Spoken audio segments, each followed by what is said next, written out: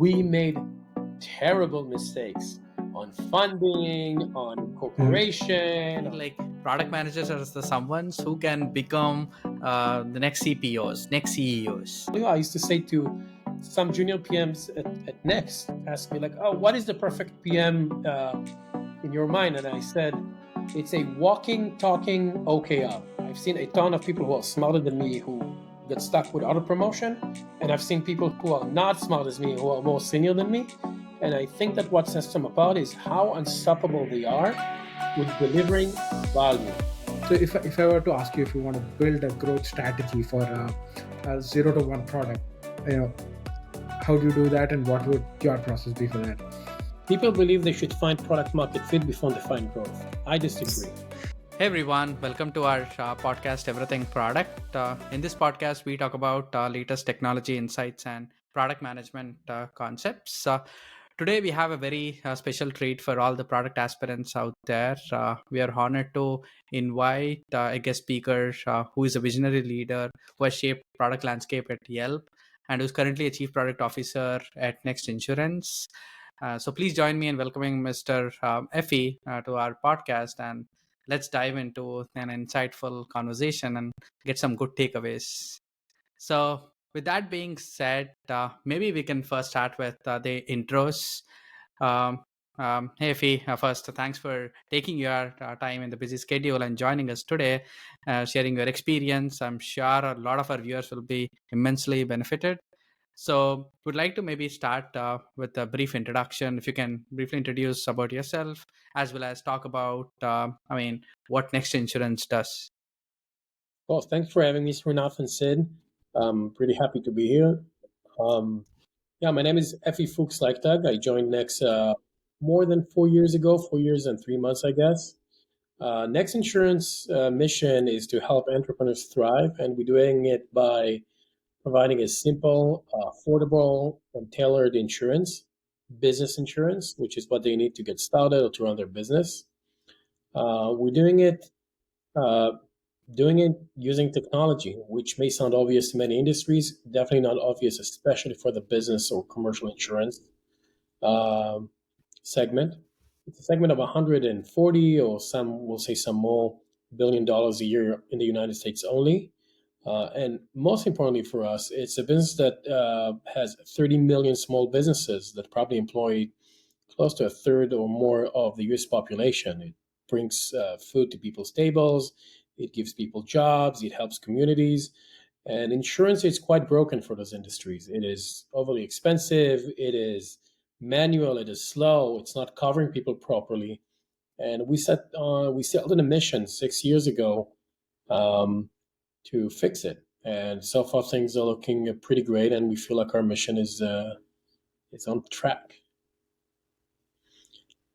That's awesome. We bring a good point. This problem probably, especially for small, medium businesses who don't have probably money to access the relevant and tailored insurances. I think you guys are solving that problem. That's awesome. And B2B landscape is completely different from a B2C, right? Like probably from B2C, it's the requirements are pretty general, versus a business insurance is probably it needs to be more customized. It's a complex solving problem, but glad that you guys are solving it. One of the questions we had was, looking at your career journey, starting from you being a product manager at Kiffy, I think a long time ago, to now being a chief product officer at Next Insurance. How has it shaped your career? Can you talk about your journey a bit? I'm sure like a lot of product managers at one point of time, I think they might be thinking what is their career path looks like and how to get there. And I feel like product managers are the someones who can become the next CPOs, next CEOs, because they look at end to end. Sure. I'll separate the answer about my career journey from what is, and I for some reason I'm getting this question a lot recently. How do I become a CPO? I'm a PM today. I'm at the beginning of my career. Help me play this out. I, I was a military man for 6 years. Well, I wasn't in technical job over there. I was in the field. I was in battles, and I think that helped a lot with leadership skills and be able to be cold-headed when things are tough, to be very focused, to be very result-oriented. I think that's kind of a bit something foundational I had in my early 20s. Then I was a lawyer. I went to law school and I studied law. When I was already at my final year, law school in Israel is 4 years, and my final year, I started my first startup. Not understanding it's a startup, not understanding I'm starting it. I love to code. I was very technical, but my father told me, like, I help you with your law degree. You're going to give me a diploma and you're going to give me a license of a lawyer.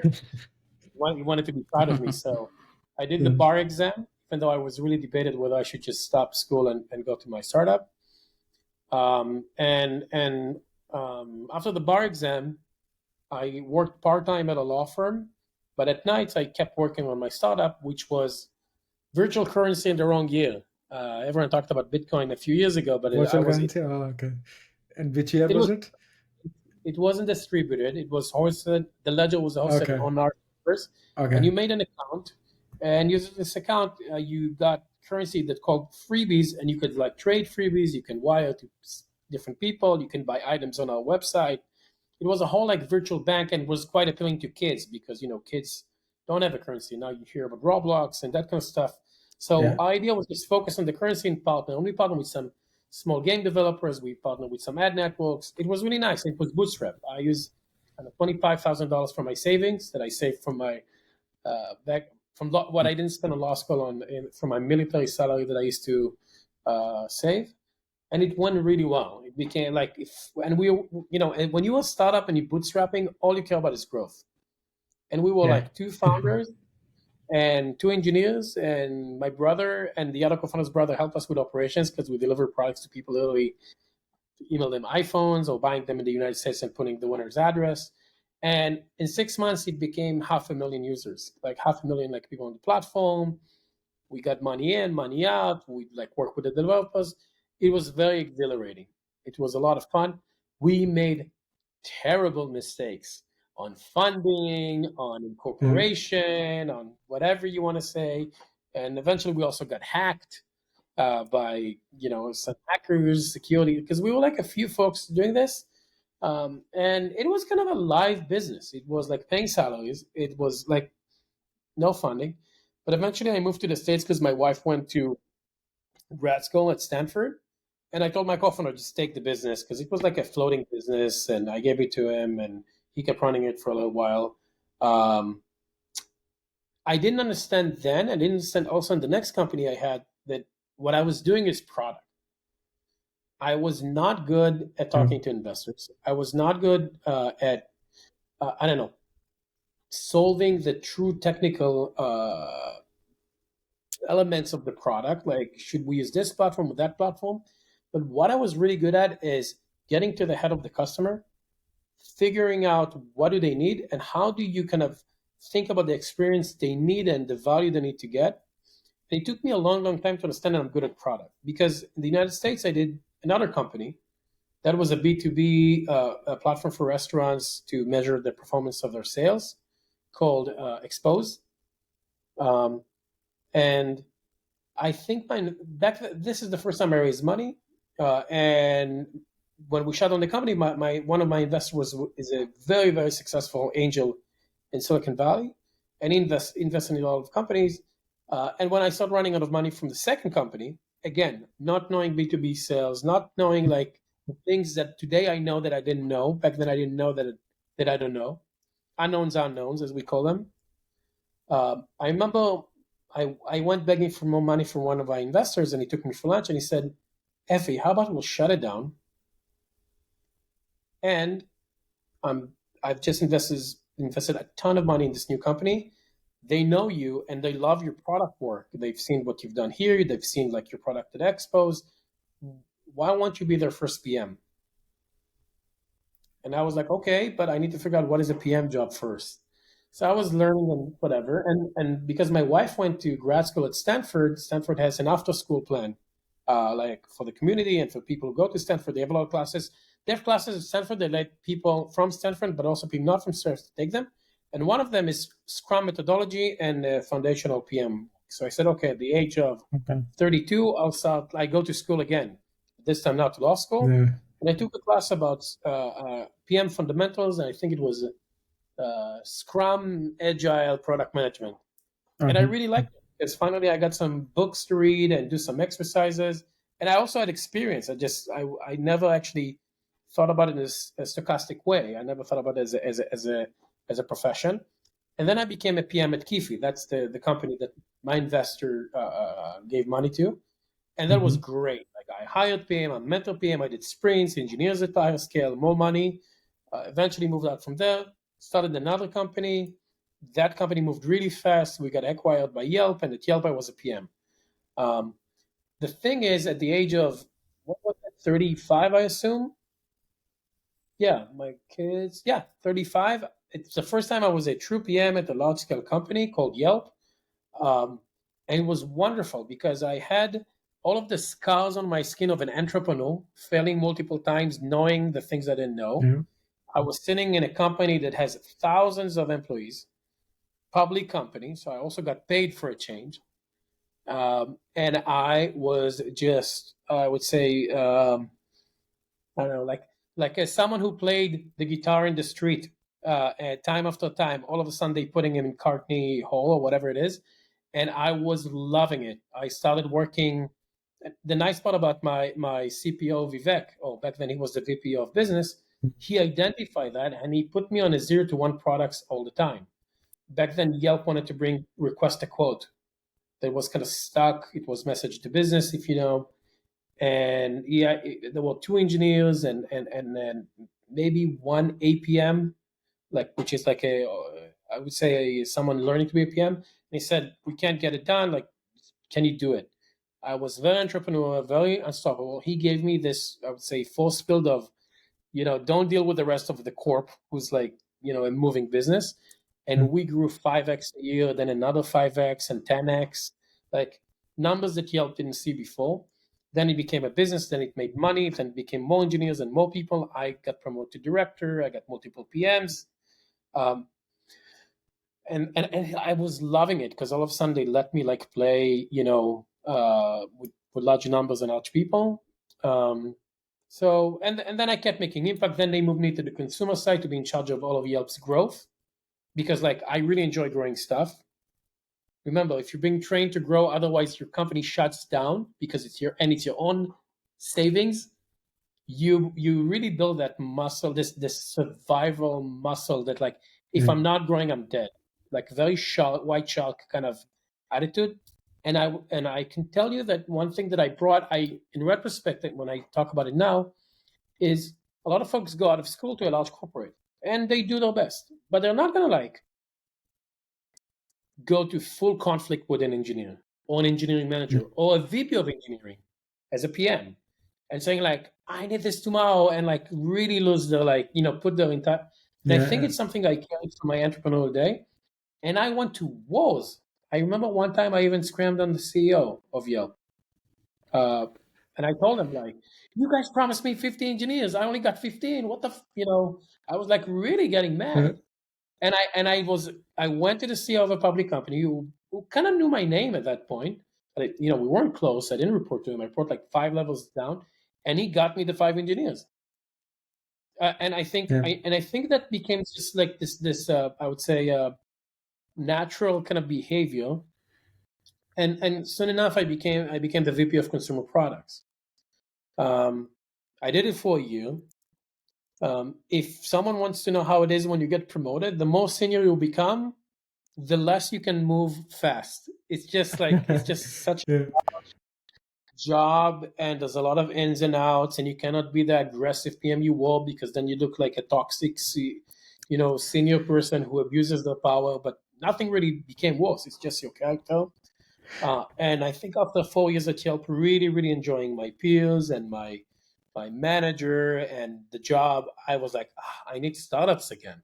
This is becoming like I need to keep my mouth shut all day long. I need to like make sure the business keeps going afloat. I need to be patient. I'm a very patient person.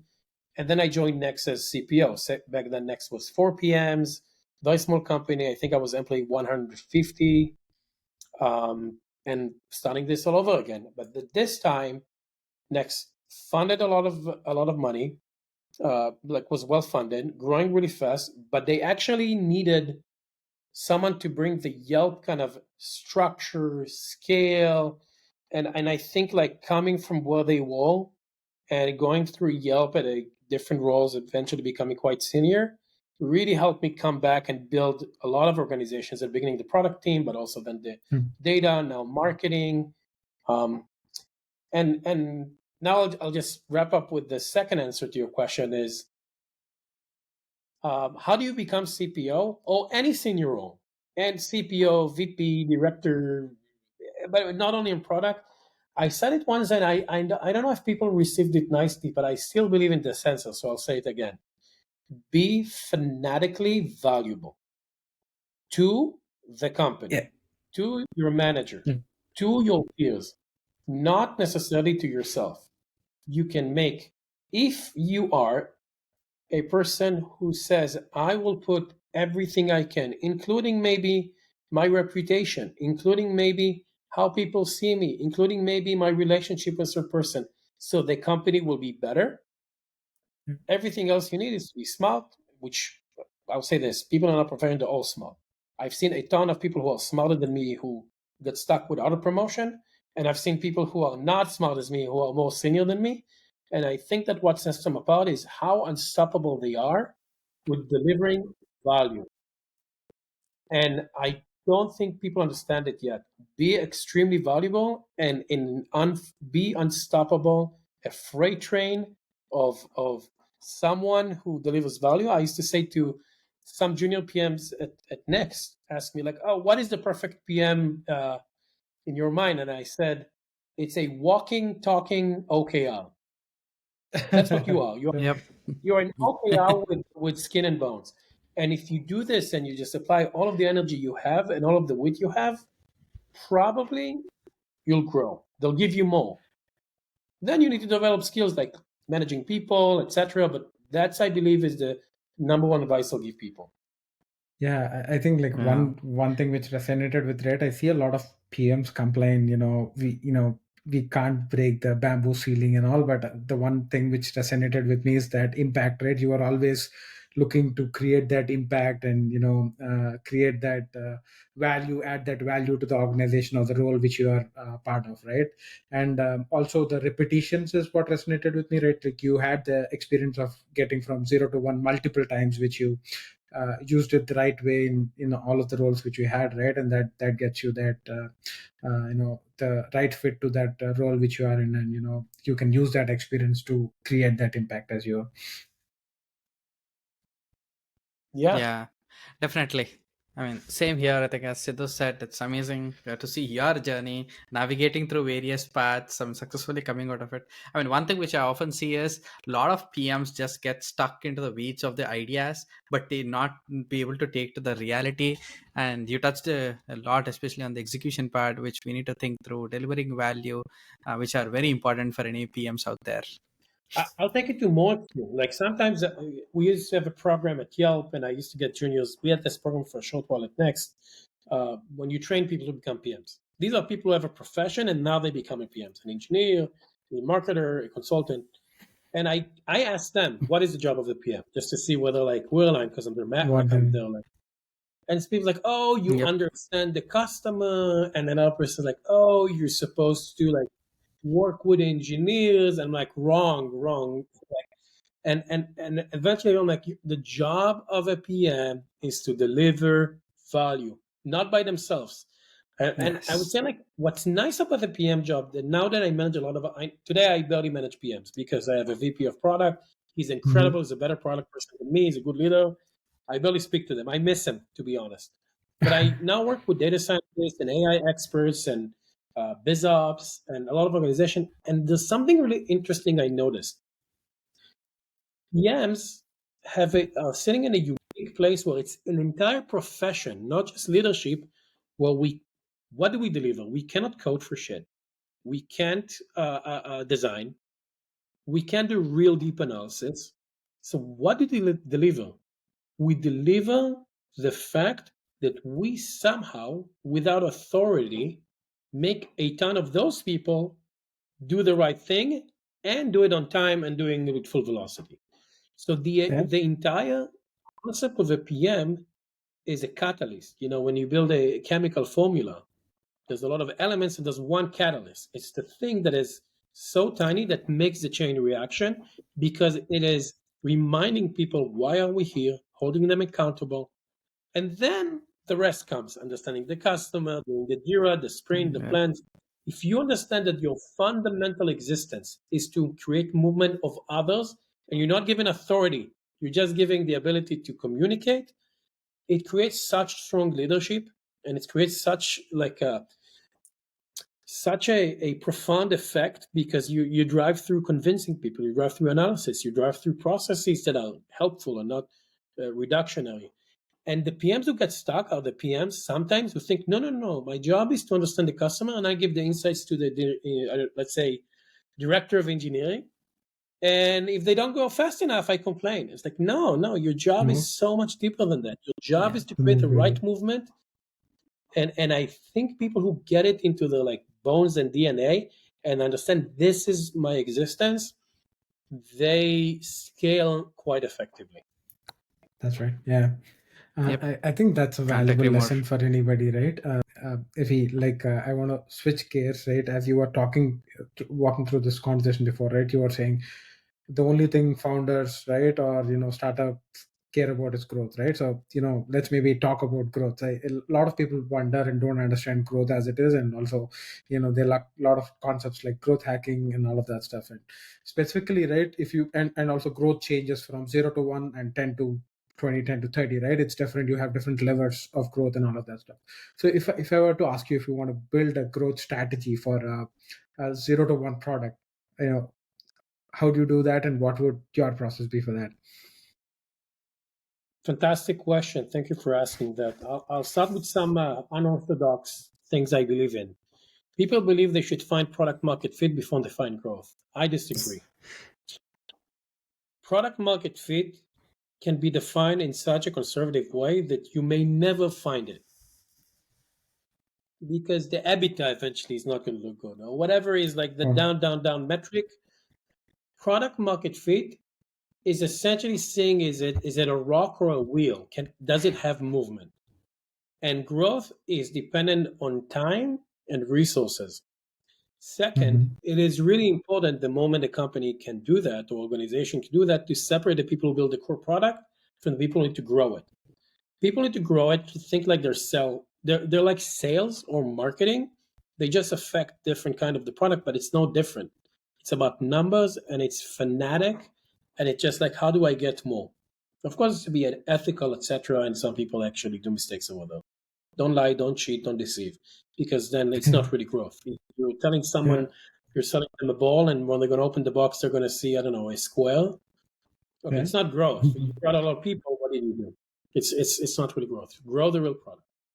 Um, the faster you grow, the more you grow, the more you're going to have data to correct your product. So you'll understand really what's your market, and then you understand what is the fit. Next, never plan to sell a lot of the segments we're really successful at. We stumble upon them through aggressive growth, and then we change the product to fit that market. So we entered markets we didn't think we're even planning to enter, but through growth, we realized, okay, let's improve the core because we're growing them. And I heard it from Yelp, I heard it from Airbnb, as you know. There's like many stories where companies discover the product market fit through aggressive growth. So that's one unorthodox truth, because I keep reading materials and see product school lectures of like, step one, find product market fit, step two, grow. No, step one, grow. Yeah. Step two, find your product market fit through growth. Now, of course, there's some cases where you're like, okay, I'm growing to a hazardous place. That's wrong. Like, if you're growing yourself to death, don't do that. But like, you need to use the movement in order to learn. So that's one. Yeah. The second thing about growth is, I have this lecture that I used to do, and I think it's online somewhere, for many years back when I worked at Yelp and I was the head of growth. Is the simplest way to think about it is, how did I used to call it? There's moonshots and there's bread and butter. That's like the only two ways I separate projects. People like to make it too complicated and they create a matrix. Moonshot is a belief that comes from a vision that gets alignment, that takes a lot of time to get out the door, and you actually don't blink through failure.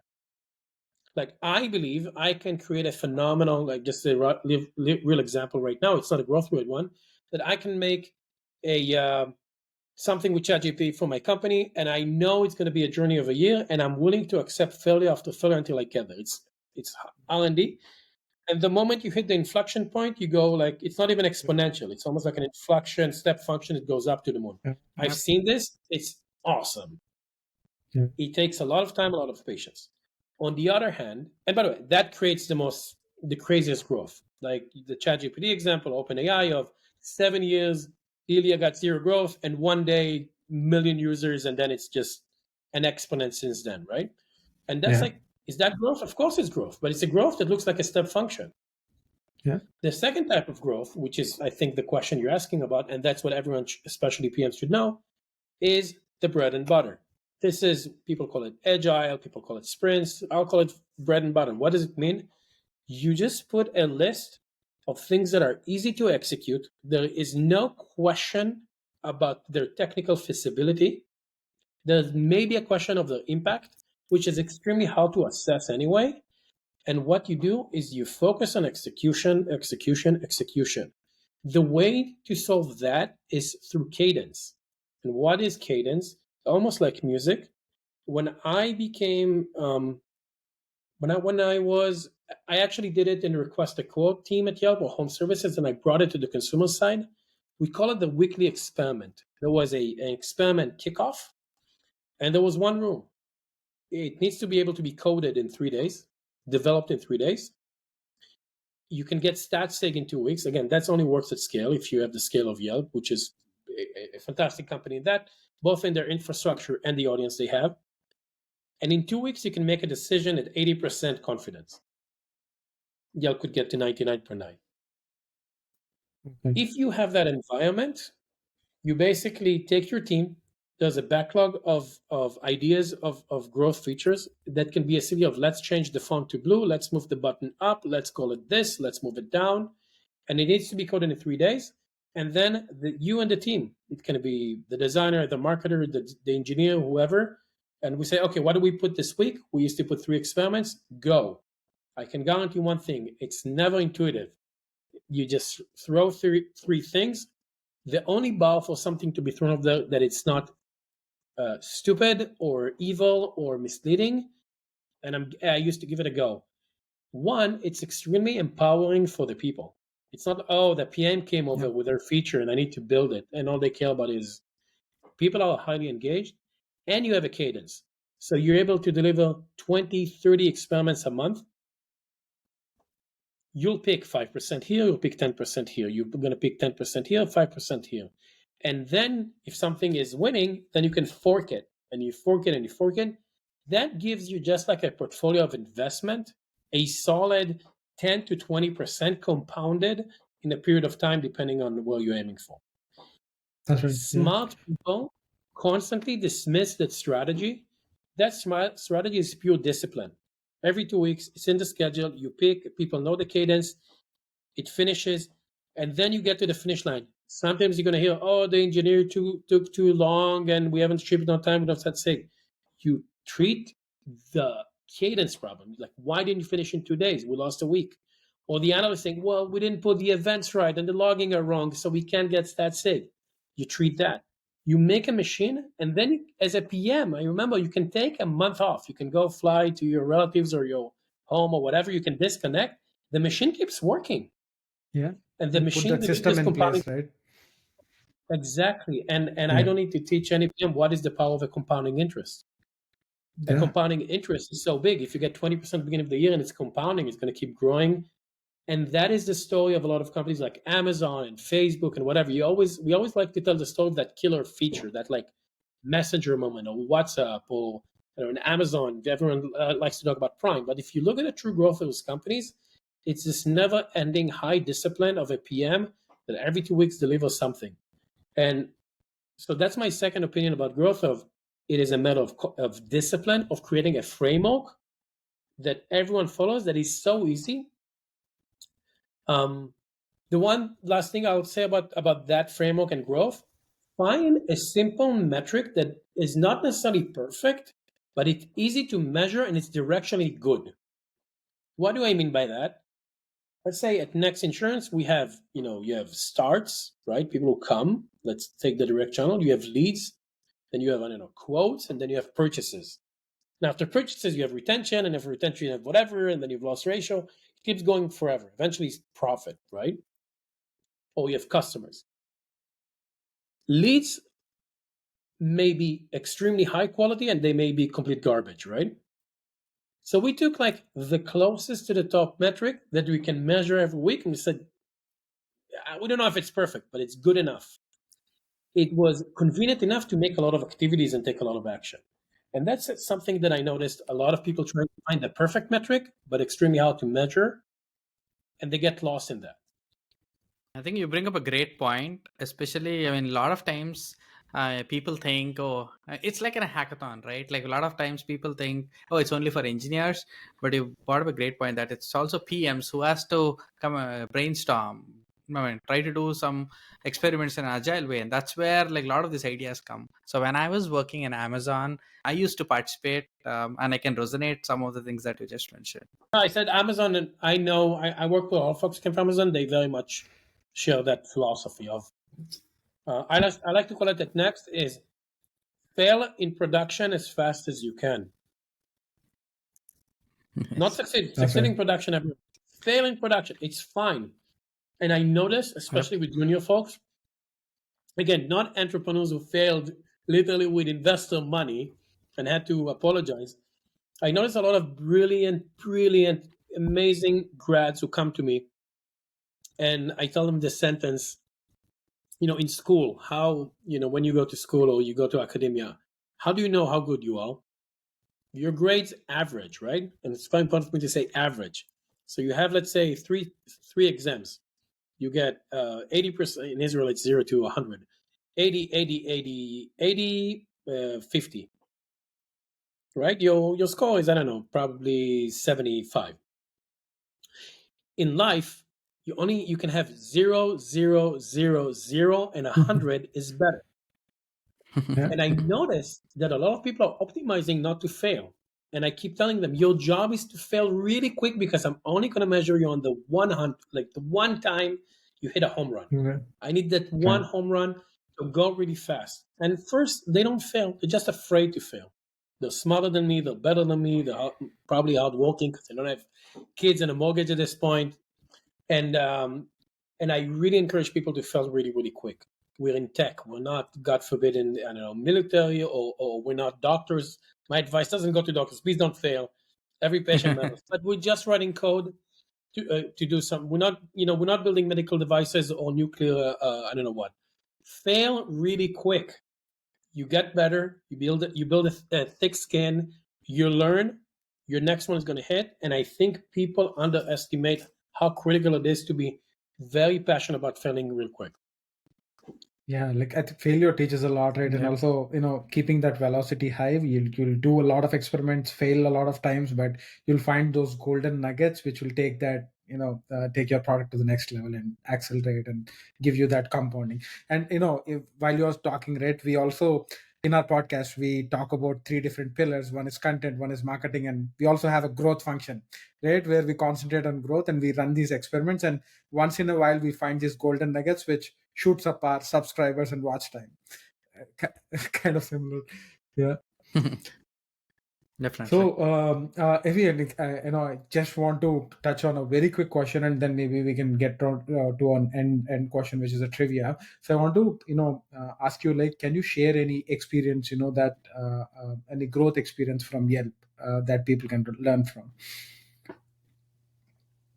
Sure. If to use the framework of bread and butter and moonshot, there was one moonshot that is so obvious, right? You have the analysts and they're smart and they're capable. All of the analysts at Yelp were like PhDs in science before.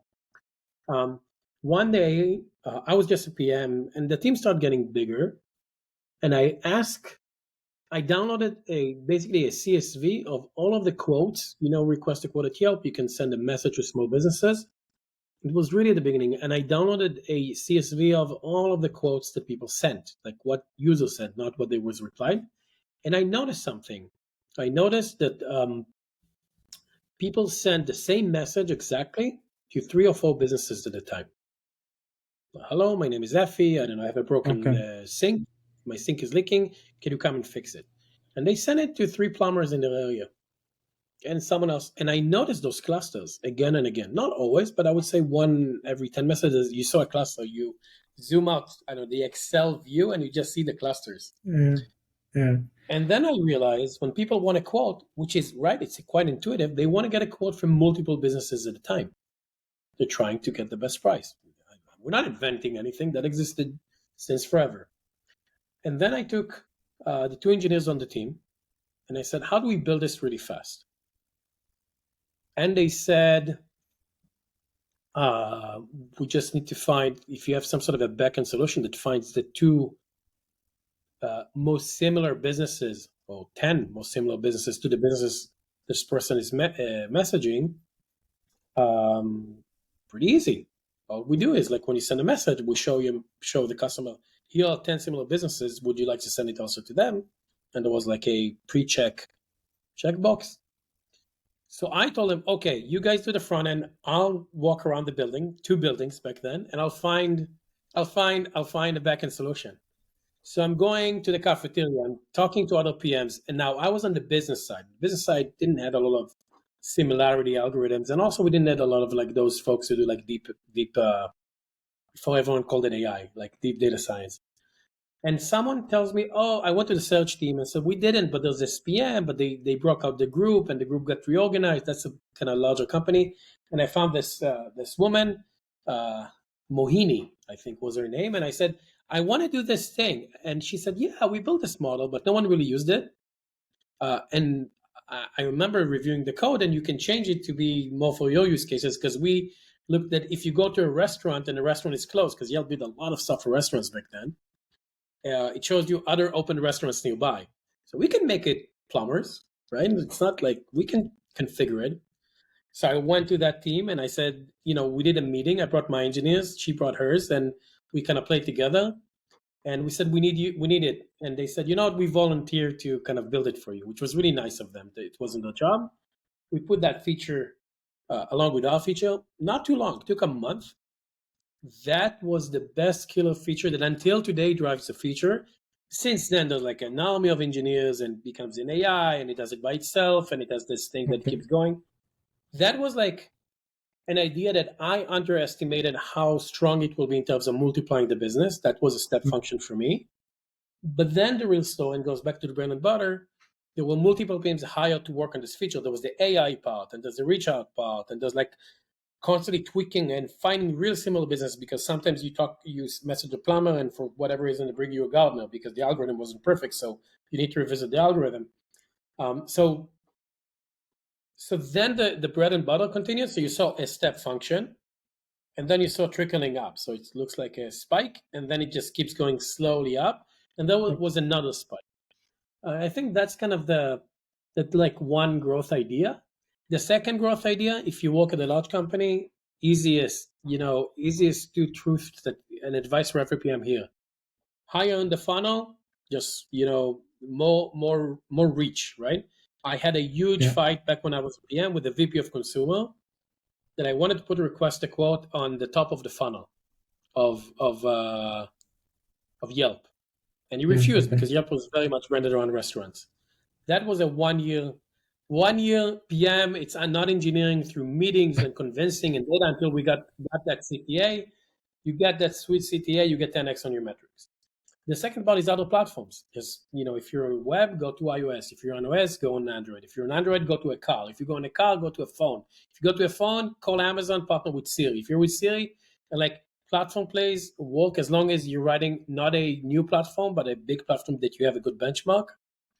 So if I need to summarize my 4 advice for growth is: 1, build something brilliant, but honestly, it's in many cases it's luck or good research. 2, bread and butter, optimize it forever, 5% here and there we discussed. 3, higher in the funnel, higher in the customer experience, the main page, whatever fight for it. You're all competing with everyone who wants attention.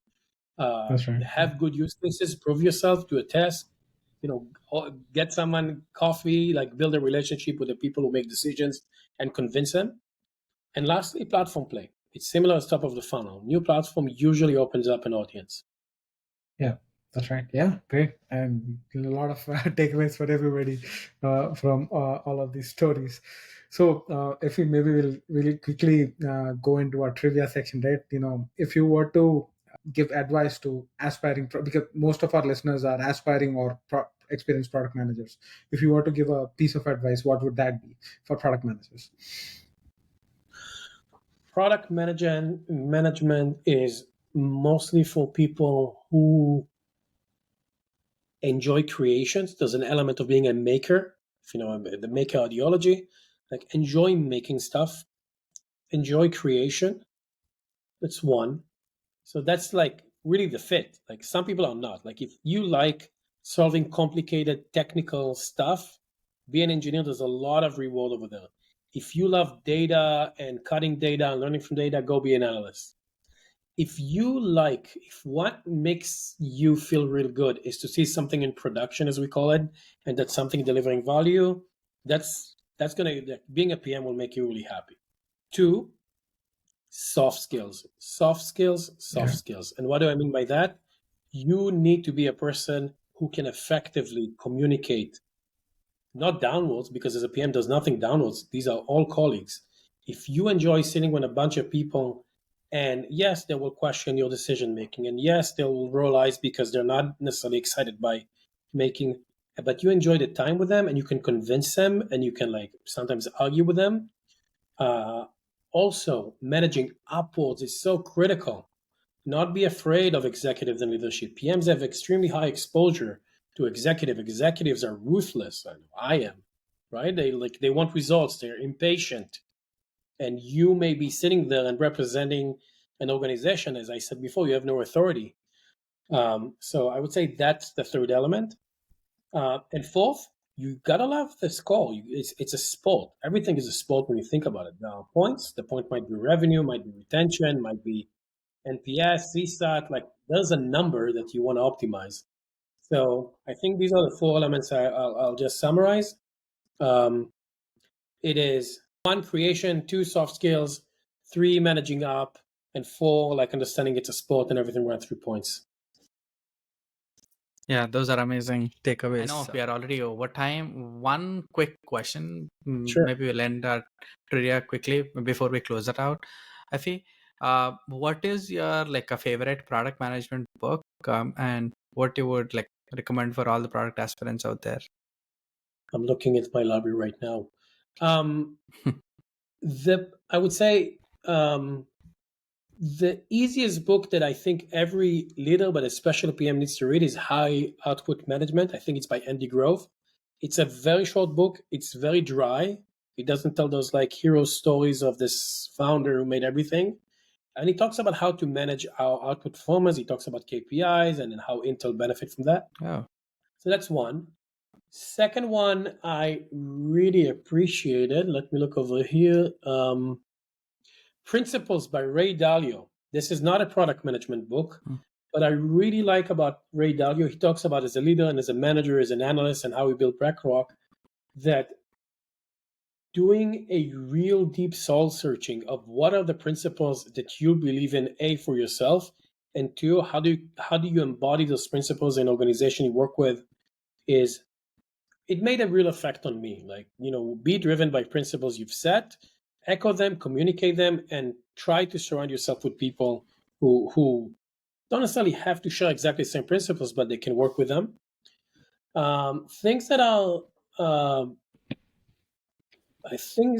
I read recently Blue Ocean Shift, and I think that's if you're a product person working in a company who already has an existing business and you are either tasked with or just curious about how to make that pivot or like entering that like market that doesn't exist, Blue Ocean Shift is solid. Yeah, I think these are three books that comes to mind. That's awesome. Yeah, I think especially the lot of companies when they want to expand globally, when something doesn't exist, where every country is different, their preferences are different. I'm assuming that Blue Shift book that you're referring to probably will be very helpful for all the people who are thinking about scalability. I hope so. Um, yeah, all right. I know, sorry, we are already over time, but this is an amazing conversation. I think we really learned a lot from you. I'm sure a lot of the product aspirants out there around the world who are watching our podcast in more than like 50 countries around the world probably will be immensely beneficial. And we would like to thank you for your time and from taking your time from your busy schedule and making it for us. And thank you once again for our podcast. Thank you so much, Srinath and Sid, to for having me, and I hope I people learned anything. And yeah, thank you so much. Definitely.